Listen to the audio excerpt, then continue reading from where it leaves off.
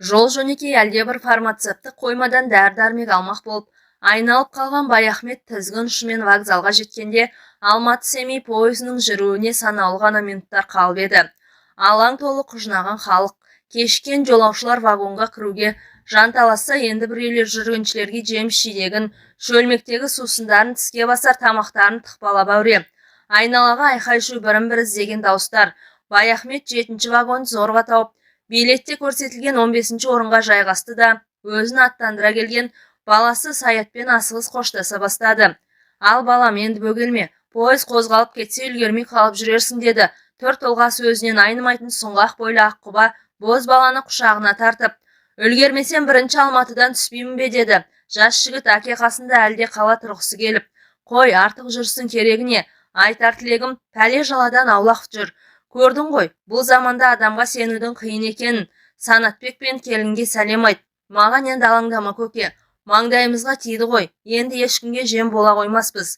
Саят кінәлі адамда қипақтап көзін төменге салды. Сөйт балам, қызметіңе мұқият бол. Саят Баяхметтің кенжесі, көңілі құрғыр, қоңқылдап тұрса да, зейіл әке сыр алдырмай баласын есік көзіне дейін ұзатып салды. Айтқандай-ақ көп күттірмей пойызда орнынан қозғалып кетті. Бейне көшенің бір қапталы жылжып бара жатқандай, жылжыған бұлттар емес, қарсыдағы ғимараттар, қожынаған халық сейіліпті. Әр тұстан қош-қош айтып қол сермеген жұрт. Саят та кете қоймаған екен. Терезеге төнген әкесіне бірдеңелерді айтып, жанасы жүгіріп келеді. Баяхмет есік терезесі жарқыраған тәуір вагонға тап келіпті. Тек бір таңғалғаны купеде өзінен басқа адам жоқ. Жүргіншілер қайшыласып жатқан, мынандай жаз мезгілінде орның бос болуы мүмкін бе? Кеше Санатбек бар беделін салып жүріп, бір билетті броньмен әрең алған. Әлде мұның серіктері 1-ші Алматыда күтіп тұрмекен. Жолаушылар пойызы екі вокзалдың арасына тым ағындап кетпей баяу жылжып келеді. Жол бойы қалың орман, бетон қабырғалы қойма складтар, ара-тұра тал теректер арасынан ақшаңқан үйлер қылаң береді. Құдауданды бәрі көңілге байланысты екен ғой. Осыдан 15 күн бұрын осы жолмен қалаға кіргенде мұна көріністер сұрқы қашқан, қиқы-жиқы тым жүдеу күйде шалынып еді. Енді қараса, соның бәрі өңделіп құлпырып кетіпті. Онда Баяхметтің көңілі күптеді. Биыл оқу бітірген кенжесі Саят істі боп жатыр дегенді естіп, жанын қоярға жер таппай келе жатқан. Енді міне, пәле жала артта қалып шошынған жүрек орнына түсті. Саяты ақталып бостандыққа шықты. Құдайдың мұнысына да мың бір тәуба. Пойыз 1-ші вокзалға келіп тоқтаған. Осында 15 минуттай аялдайды. Баяхмет перронға шығып темекі тұтатты. Манағы көрген ештеңе емес. Жолаушылардың нағыз нөпірі осында екен. Көпшілігі сауда-саттық жасайтын әйелдер, олардың жүктерін тасып мал тауып жүрген жүргіншілер. Жұмыссыз қалған жігіттерге бұл да бір нәпақа болса керек. Ауыр тендермен теңкиген алабажақ қаптарды иықтарына салған жүкшілер бірін-бірінен озып, жанталасып жүр. Анандай ауыр жүкпен ішке кіруде оңай болмас. Негізінен саудагерлерге арналған артқы вагондардың маңы айқай-шу, опыр-топыр. Баяхмет темекісін тартып болып ішке кірген сол еді. Алабажақ қап көтерген жүкшілердің бір-екеуі мұның купесіне де келіп жетті-ау. Әлгілер иықтарына артқан зілмауыр жүкті үстіңгі полкаға шығара салып, іле-шала сондай қаптың тағы 2-3-еуін көтеріп келеді. Аузы үрбелі түйенің беліндей 4-5 қап үстіңгі 2 сөреге зорға сияды. Баяхмет бұл сыра жүк тиейтін купе болды ғой деп таңданып отырған. Дәл осы кезде қолында зілдей сумкасы бар әйел кірді ішке. Жасы 40-қа іліне қоймаған, орта бойлы, қолаң шашын дөңгелете қиған аққұба келіншек. Өзі мына пойызға көп машақатпен зорға жетсе керек. Ақша жүз албырап, танау қағып алқынып тұр. Жүк иесі осы әйел сияқты. Самайларынан 6 айрық тер аққан жүкшілер бірдеме дәметкендей соның бетіне жалтақтай қарай берді. Олардың не күтіп тұрғанын әйел де түсінді. Білем, топ-толық омырауының қобыланып біткен тұсына 2 саусағын жүгіртті де жігіттерге 100 теңгеден ақша ұстатты. Мынауыңыз аз ғой апатай, деді. Жүкшілердің бір өкпелеген балаша бұртиып. Өздері бұрыннан таныс па қалай? Әйел өзімсінген үнмен, жүгермектер-ай, сендерде де қанағат болсашы. Мә, бөліп алыңдар деп тағы да 200 теңге қосты. Рахмет апай, енді қашан келесіз? Айдың аяғына таман, күтіңдер. Жігіттер қоштасып шығып кеткен. Бос орынға ух деп тізе бүккен әйел қарсы бетте отырған Баяхметті енді ғана байқады. Көтек, іште кісі бар екен ғой, деді асып-сасып. Кешіріңіз, қарбаласты байқамай қалыппын. Қасындағы 2-ші адам кім болар екен деп қобалжып келіп едім. Жақсы болды ғой. Несі жақсы? Баяхмет салқын жымиды. Сізге серік болғанымды айтам да, бұлай сенімді кісі көрінесіз. Сенімді екенімді қайдан білдіңіз? Қойыңыз шаға, кісіні қорқытпай. Оқыған, инабатты адам екеніңіз түріңізден көрініп тұр ғой. Келіншек соны айтып сықылықтап күлді. Күлгенде қарақат көздерінен ұшқын шашырап, тіпті сүйкімді болып кетеді екен. Көп күлетінде содан болса керек. Танысып қоялық, менің атым Биғаным деп қолын ұсынды. Алақаны ұлпадай, саусақтары нәзік екен. Менің ныспым Баяхмет. Қайда бара жатырсыз аға? Семейге. Онда үй жолдас екенбіз. Мен сізден 2 сағат бері шардан түсемін. Қаланың өзінде тұрасыз ба? Қаланың қасы, жаңа Семей ауданында, деді Баяхмет. Осынша жүкті қалай алып келесің, қарындасым-ау? Қайтеміз, күн көрсін қамы. Саудадан басқа кәсіп қалды ма қазір? Өстіп базардан базарға шапқылап жүргеніміз. Ініміздің жаны тыныш екен. Сізді жүгіртіп қойып қалай жатқаны? Бір сәт әйелдің жүзі нарау тартып, бір мұңды көлеңкеге жүгіріп өтті. Сол ініңіз болмай тұр ғой аға. Ол тірі болса мұндай күйге түсер ме едім. Күйеуімді осыдан 3 жыл бұрын біреулер пышақ салып өлтіріп кетті. Кешір айналайын. Баяхмет ыңғайсызданып қалды. Білмеген уыш еді. Сіз сияқты сұлу келіншек сыңар болмас деген ой ғой менікі. Бұл кезде пойыз орнынан қозғалып та кеткен. Бір мезетте билеттер тексеруге жол серік жігіт кірді. Бәрі заңды. Биғаным басқа көпшілік қолды вагоннан орын таппаған соң купелі вагоннан 3 орынды бірақ сатып алыпты. Қазір уақыт дегенің ақша. Мұнда босқа қамалғанша бір күнде болса ертерек жетіп алған жақсы. Көршісі өз жайын осылай түсіндірді де, бауырым, бүгін мен әбден шаршап өлейін деп келдім. Бізге тезірек төсеніш әкеліп берші, деді жол серік жігітке. Көрші әйел алаңсыз киім ауыстырып, жайғасып алсын деген оймен Баяхмет тамбурға шығып кеткен. Сол жақта асықпай темекі тартып, біраздан соң қайтып оралса, Биғаным төсегін салып жатып қалыпты. Үстіне ақ жайма жамылып, бетін ірге жаққа бұрып, бір қырынан жатыр. Жамылғының сыртынан үзілген белі томпиған толық бөксесі ап-анық білінеді. Ең ғажабы, мұның да төсегін жайнап реттеп қойыпты. Ыңғайсыз болды-ау, деді Баяхмет. Төсеніштің тиынын төлемеген есіне түсіп, адамның іші бауырына еніп тұратын неткен жан өзі. Ақылына көркі сай осындай бір қылап әйелдер болады-ау. Сағатына қарап еді 4-те жақындап қалған екен. Түске дейін дәрі-дәрмек іздеймін деп біраз сандалған Баяхметтің де қара саны үзіліп тұр. Тақырын білдірмей шешінді де бұл да төсегіне жатты. Бір кезде 10 неше вагон тіркелден ауыр состав қаладан шығып, Қапшағайға қарай өндіре зулап келе жатқан. Жылдамдық пен кеңістік өзара егеске түскендей, уақыттың мәңгі бітпес шырына басынды.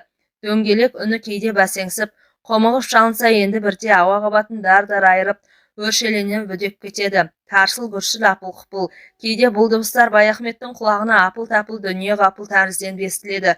Осылайша пойыздың бір келкірғағымен тербеліп жатыр, ұйықтап кетіпті. Арада қанша уақыт өткені белгісіз. Бір мезгілде көзін ашып алса, айналасы самаладай жап-жарық. Көкжиекке еңкейген күн сәулесі терезеден тура түсіп, купенің іші шұғылаға малынып тұр.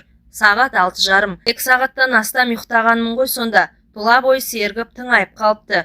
Басын көтеріп қасындағы көршісіне қараған Биғаным әлде тәтті ұйқының құшағында. Үстіне жамылған ақ жайма аяқ жағына сырғып түсіпті. Жібек шілтерлі көгілдір шкөлектің етегі мықынға таман түріліп қалған. Арғы оң жақ тізесін бүккен қалпында аппақ аяқтары жарқырап, шалқасынан керіліп жатыр. Балтырлары балғын, әрі түп түзу екен. Дәл қасында бөтен еркектің сұғын қадап отырғанын қайдан білсін. Тостағандай топ-толық омырау көтеріліп басылып, бейғам тыныстайды. Баяхметтің танауына бір жағымды иіс соғып өтті. Естен шығып бара жатқан таныс иіс. Жас әйелдің иісі. Сол-ақ екен, денесі бір ысып, бір суып, жүрегі де атқақтап, қатты соғып кетті. Тұла бойынан бір қабындаған қайратты сезінді. Мына ұрлығы сақалды басына жараспаса да, жанарын тайдырған жоқ. Бір талайдан бері жас әйелдің сұлу тәніне көз суарған осы еді. Өзіне сәл ғана кіші бәйбішесінің сыны да, сыры да кетіп болған. Оны ажуал тұтпай, бертінге дейін ер азығын жолдан тауып жүруші еді. Кейінгі кезде ол да қожырап кетті. Мақтанған емес. Баяхмет жас кезінде әйел көзінің құрты, дерлік әдемі жігіт болатын. Оның үстіне өзі білдей бір емхананың бас дәрігері. Ал емдеу мекемелерінде ұрғашы жұрты жырылып айырылады. Әйелдермен амал артылған ба, орайын оңаша сәтті өздері табушы еді. Ал дені сау, күш қуаты мығым Баяхмет өздері ыңғай білдірген қыз келіншектің көңілін жыққан емес, әйелдің меселісін қайтару жігіттікке жатпайды деп есептейтін. Бірақ одан бері біраз жылдар өтті. Таздан тарақ қалғалы қашан. Енді міне 60-тан асып пайғамбар жасына таянғанда баяғы жынының қайта қозған несі? Осы сапар бұған бір сын болмаса не қылсын? Өзі әбден шаршаған екен деді. Әлде сұяқ серппей ұйықтап жатқан әйелді көзімен тағы бір шолып. Қайтсын байқұс, базарда табанның таусылып, мына қаптарды тауаруға толтыру оңай дейсің бе? Бүгін бір алаңсыз ұйықтасыншы. Сол оймен орамал сабынын тіс жуғышын алып, тықырын білдірмей дәлізге шығып кеткен. Бұл асықпай жуынып шайынып қайта оралғанда биғаным әлі тұрмапты. Есіктің сарт етіп жабылған дыбысынан оянды. Басында қайда жатқанын түсіне алмай, төңірегіне таңырқай қарады да кенет өзінің ашық-шашық қалғанын аңғарып, аяқ жағындағы ақ жаймаға жармасты. Кешіріңіз аға, күн қапырық болған соң жеңіл-желпі жата кетіп едім деді, өңі өрттей алаулап. Оқасы жоқ, мен дәрігермін ғой. Дәрігерге ештеңе таңсық емес. Баяхмет теріс айналып мән бермеген сынай танытты. Сілем қатып шаршағандікі ғой. Өлген адамша қатып қалыппын. Сағат қанша болды аға? 7-ге 5 минут қалды. Масқара, ұйқының сазайын берген екенбіз. Өзіңіз демалдыңыз ба аға? Мен де біраз көз шырымын алдым. Содан соң сіздің ұйқыңызды күзетіп отырдым. Ятай, сіздің алдыңызда ашық-шашық, естіген құлаққа көрген көзде жазық жоқ. Егер мен суретші болсам, ұйқыдағы ару деген полотно салар едім. Қойыңыз шаға, шынымен-ақ қарап отырдыңыз ба? Биғаным сүйкімін арттыра сыңғырлай күлді. Ендеше сол айыбым үшін сізге шай демдеп берейін. Дәл осы мезетте пойыз Сарыөзекке келіп тоқтаған. Бұлардың вагоны жол жиегіне үйіліп жатқан қауын қарбыздың тұсына дәл келіпті. Далаға беттеген Баяхмет әлден уақытта қош иісі аңқыған 2 шілге қауын көтеріп қайтты. Ішке кірсе биғаным дастархан жасап, үстел үстін жайнатып қойыпты. Піскен жұмыртқа, қақталған тауық, помидор, қияр дейсің бе тізіліп тұр. Соның арасында бір шәугім шай да келіп қалды. Мынау менің базардан асығы сала салған жол азығым ғой. Дәм ала отырыңыз аға деді биғаным, 2 кесеге шай құйып жатып.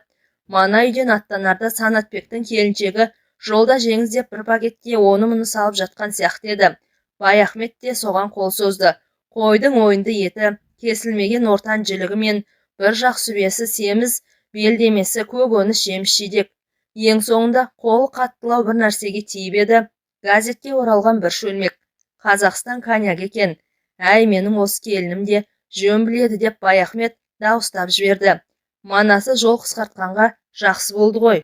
Бұлар әртүрлі дәмнен ала отырып тез шүйіркелесіп кетті. Биғаным жол жүруге ысылған ашық әйел екен. Коньякты қалыспай ішіп әңгімедің де отын маздатып отыр. Күйеуі өлгелі бір әулетте бас көтерген адам өзі екен. Қолында тенесі 3 баласы бар. Балалардың алды студент арты мектепте. Кезінде сауда техникумын бітірген. Біраз жыл райпода бухгалтер болған. Қазір ол кеңселер таратылды. Енді жеке саудамен күн көрмеске амал жоқ. Ата-енесін алма-кезек дүкенге отырғызып, өзі осылай үлкен қалалардан тауар тасымалдап жүргені. Тая отырып дәм бөліскендіктен бе, әлде басқа бір себебі бар ма? Араларында көзге көрінбейтін бір жіптің байланғаны анық. Осыны айқын аңғарған Баяхмет баяғы батылдығын қайта тапты. Әлі жап-жассың. Күш қайраты тиетін бір еркекке қол артуға болмады ма деді. Әйел затына бірден үстемдік жүргізе бастайтын әдетімен. Қайдағы жап-жас, 40-қа келгенде соңында тіркемесі бар біз сияқтыларды кім алады? Биғаным мұңая тіл қатты.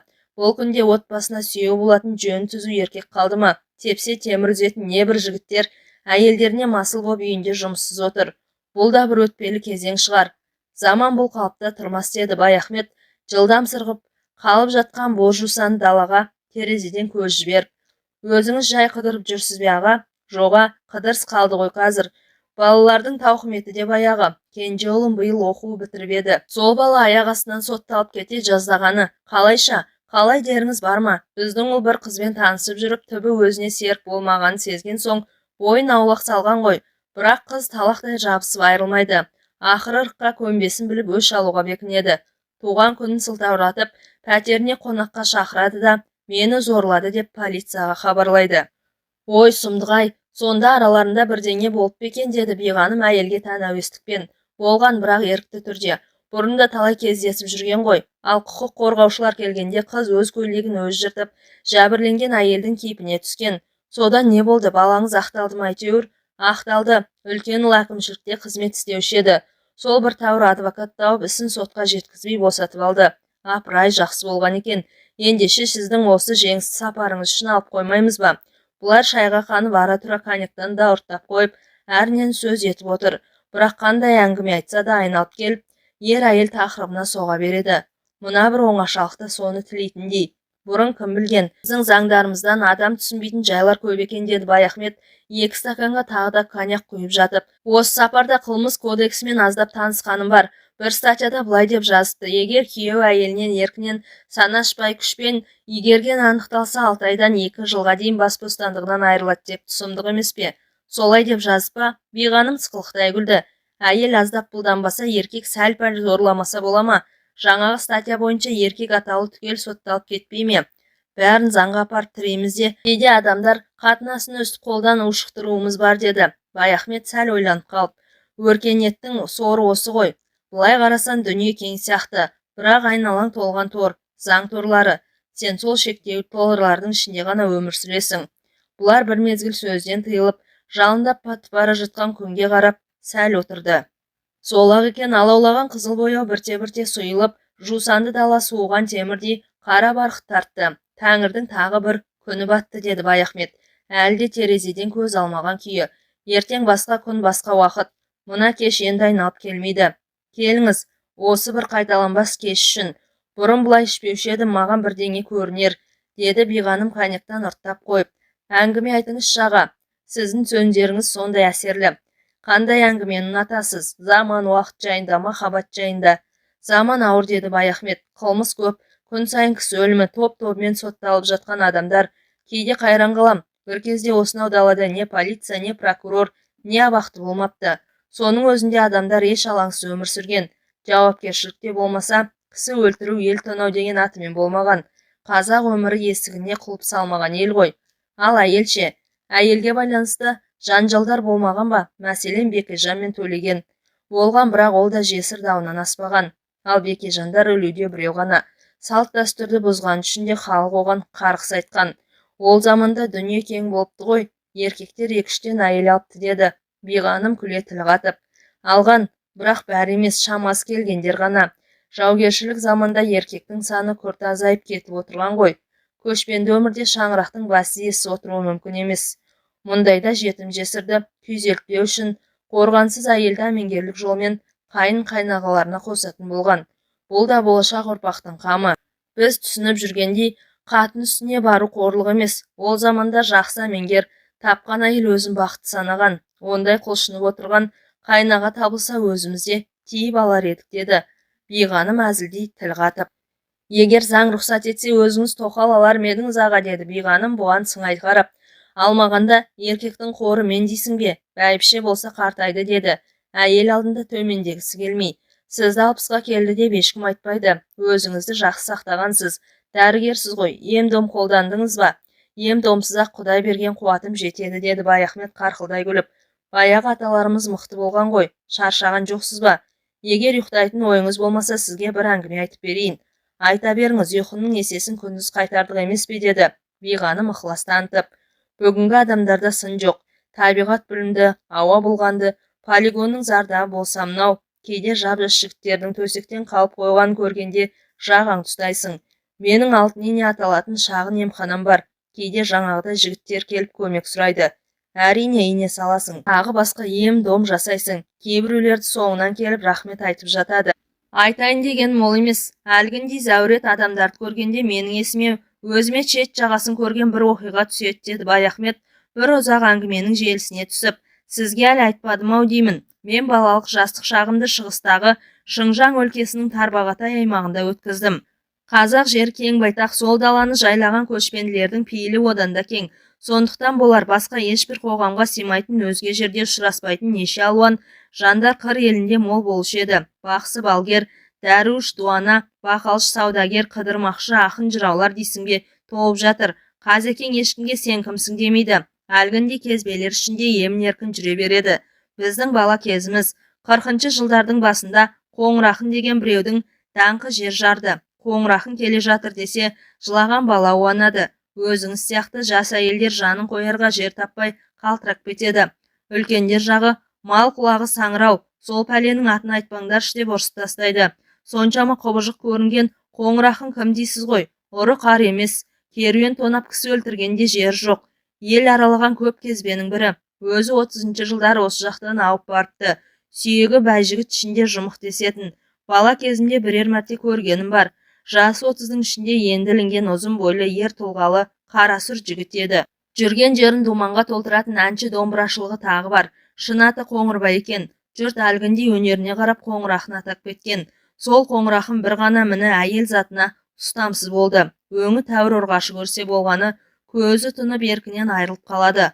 Оған дәл қаға беріс жер болса жетіп жатыр. Бірден шабуылға өтеді. Не ғажап, оған әйелдер де көп қарсыласпайды екен. Әлде гипнозы бар ма, кім білсін. Көзіне көз түссе болғаны, өздері-ақ бейімделіп жантая беретін көрінеді. Ол жүрген аулада бұлақтан су ала барған, тезек тере шыққан жас әйелдер беттеріне қан жүгіріп, бусанып қайтатын әдет тауыпты. Қоңырақынды кезіктірген Тәңірге дән риза. Тек бір жаманы өз күйеулерін біразға дейін менсінбей қалатын болса керек. Қоңырақын талай рет қылмыс үстінде қолға түсіп ашынған ауыл адамдары енді оны ұлыққа тапсырмақ болып байлап тастағанда әйелдер түнде ұрланып барып босатып жібереді екен. Жалпы әйелдер дәтіне берік кісі, қадірін білетін жұрт қой. Баяхмет әңгіменің осы тұсына келгенде өз сөзінің әсерін байқау үшін көршісіне көз қырын тастаған. Биғаным өзге дүниені ұмытып алға ұмысына қатып қалған екен. Содан кейін не болды аға, деді тағат таусылып. Қоңырақын осылайша әйелдердің қолдауымен ел ішінде емін-еркін жүріп жатты. Ұрлығы заң законы бар. Қала маңына жоламай көбінше толы дөрбілжің, Шағантоғай секілді шалғай аудандарда жүреді. Жас әйелдер жұрт көзінше ұялғансып, ойбай құрсын деп беттерін басқанмен, іштей тілектес болып аты шыққан жас жігітті көруге бір құмар еді. Оның үстіне ел арасында өмір пұшпағы қанамаған қатындар Қоңырақын қонып аттанған соң бала көтеріпті деген лақап тараған. Осыны естіген кейбір балаға зар, бедеу әйелдер қадіре қалғыр, ондай құт құйғыш неме болса ол жүгермек біздің жаққа неге бір соғып кетпейді деп отырғанын құлағымыз шалғаны бар. Енді бір асып-тасқан кекіре әйелдерді жақсыны көрмекке деген әуестік билейді. Керей ішінде бір төренің ерке тоқалы сол немені әркімдер-ақ көкке көтере мақтайды. Өзінің әуселін көрсін-ақ депті бір отырыста. Ол да шау тартқан шалына көңіл толмай, желілігі басылмай жүрген әйелдің сырттаны болса керек. Бұл әңгіме Қоңырақынның да құлағына жетіп, бір күні бай жол жүріп кеткенде әлгі ауылға әдейі келіп қоныпты.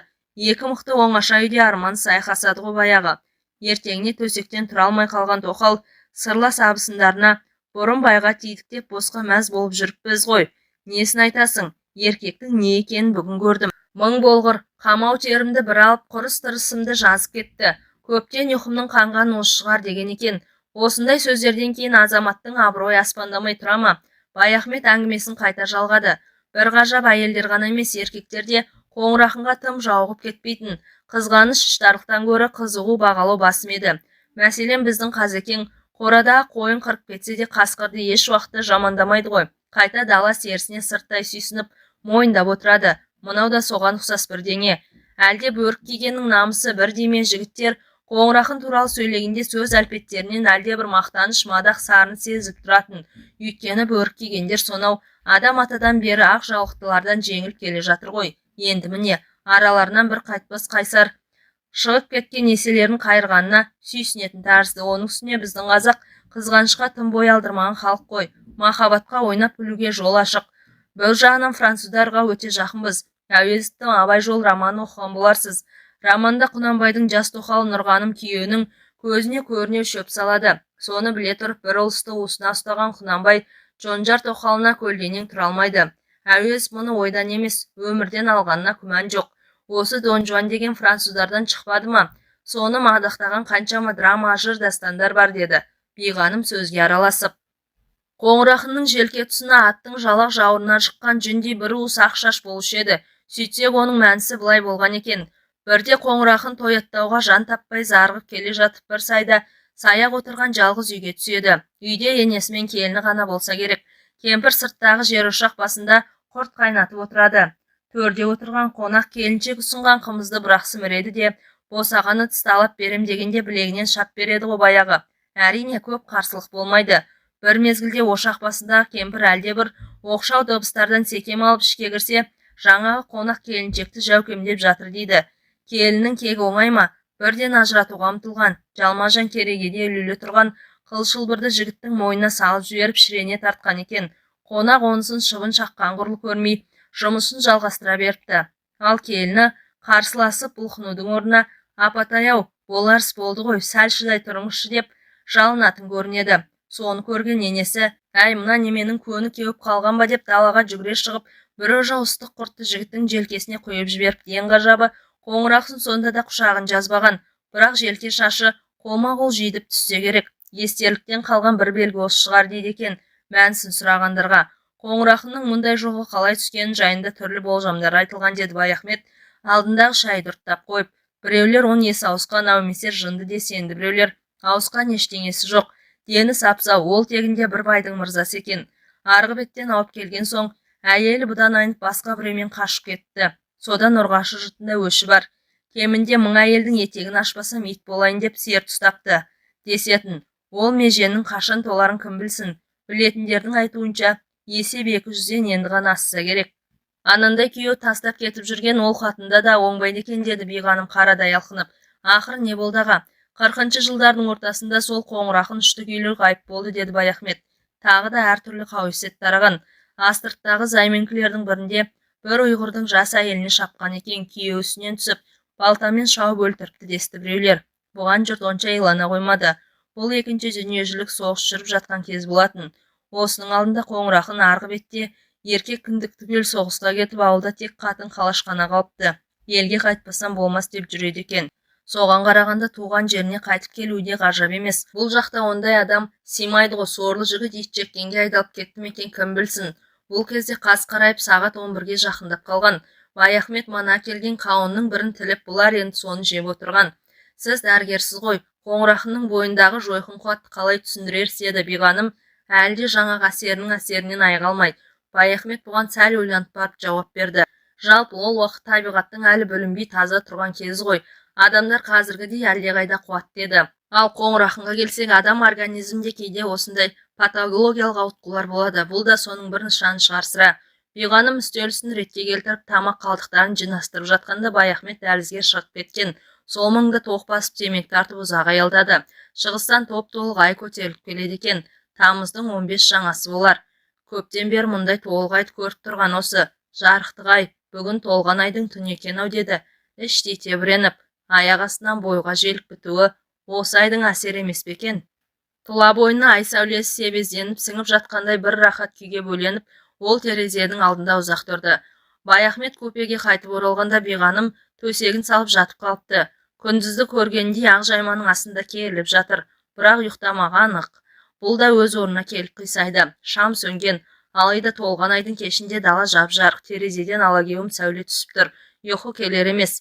Бойында алабұртқан бір қызу бар. Дәл қасында ақсазандай келіншек қайтпек керек. Әдеп сақтап осылай мәдениетті түрде жата беру керек пе? Биғаным не ойлап жатыр екен? Бұдан бір белгі күте ме, әлде үмітсіз бе? Қалай болғанда да сыр тартып көру керек. Биғаным, ұйықтап қалдыңыз ба, деді. Бұл әлден уақытта шыдай алмай. Көршісі ояу екен. Ұйқы қашты ғой. Менің есімнен жаңағы қоңырақын шығар емес, деді әйел күле тіл қатып. Қайданғы әңгімені айтып кісінің ұйқысын бұздыңыз ғой аға. Мен де ұйықтар алар емеспін. Неге? Ай толған түндерде осылай елегізетін әдетім бар. Оның үстіне қарсы жерде айдай тоғысып сен жатырсың. Қызды ауылдың итін үргізуге құмар көшпенделдің баласы едім.